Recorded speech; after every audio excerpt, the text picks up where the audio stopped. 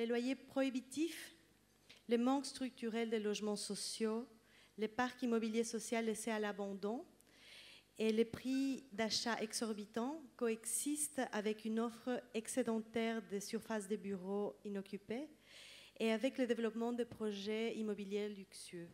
En tout cas, il est bien tentant, face à l'ampleur du problème, d'abandonner la recherche de solutions et de se contenter d'une stratégie de fuite à niveau individuel. Mais ces réponses que l'on peut donner à titre privé empêchent la confrontation avec ceux qui ont provoqué les problèmes. Comment faire pour agir collectivement? Comment construire une confrontation constructive? En fait, le droit au logement, en tant que vecteur de la dignité humaine, est reconnu et protégé au niveau national et international. Néanmoins, son exercice est loin d'être une réalité acquise.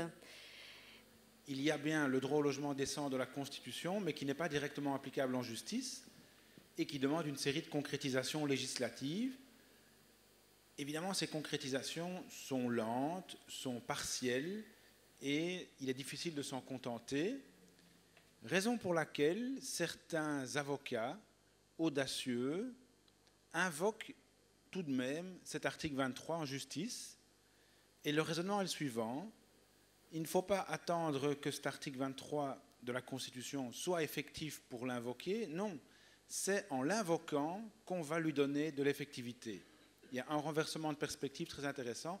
C'est la mobilisation répétée de l'article 23 qui, in fine, va lui donner cette consistance. Et, surprise, toute une série de juges ne se montrent pas insensibles à cet article 23 de la Constitution et il leur arrive de condamner des bailleurs, des sociétés de logement sur la base de cet article que d'aucuns présentent pourtant comme éminemment fragile. Et donc ça, c'est quelque chose de très important en termes d'accès au droit.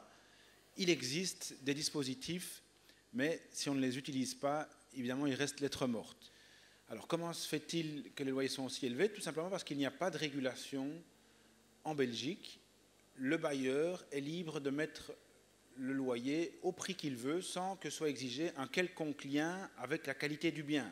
On ne lui demande pas de faire correspondre le loyer à la valeur objective du bien. Non, il a l'entière liberté pour le faire. Alors on peut dire oui, mais dans une économie de marché, peut-être que c'est normal qu'on ne va pas porter atteinte à l'autonomie contractuelle. Détrompez-vous, tous nos voisins, Allemagne, France, Luxembourg, Pays-Bas, les pays limitrophes, connaissent tous un système d'encadrement des loyers. Les loyers et la hausse des loyers ne touchent pas tous les types de logements de la même manière et ils touchent d'abord et avant tout les petits logements.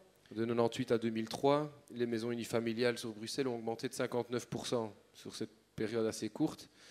Et pour les immeubles de rapport, c'est carrément de 77%. Il y a de plus en plus de ménages isolés aussi à Bruxelles et ce sont eux qui subissent le plus d'augmentation, proportionnellement 1,5 fois plus que les autres.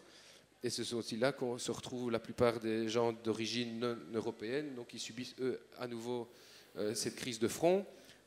Et donc on pourrait se dire que la cherté du parc privé peut être compensée par l'importance quantitative du parc public. Là aussi, détrompez-vous, le parc public à Bruxelles ne représente que 8% du parc immobilier global. 8%, alors même que si on regarde le revenu des Bruxellois, la moitié des Bruxellois sont dans les conditions d'attribution d'un logement social et idéalement sont éligibles donc à un logement social.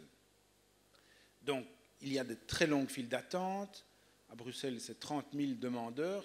Si on les compare au nombre de logements vides, c'est-à-dire entre 15 et 30 000, il y a là quelque chose d'assez choquant.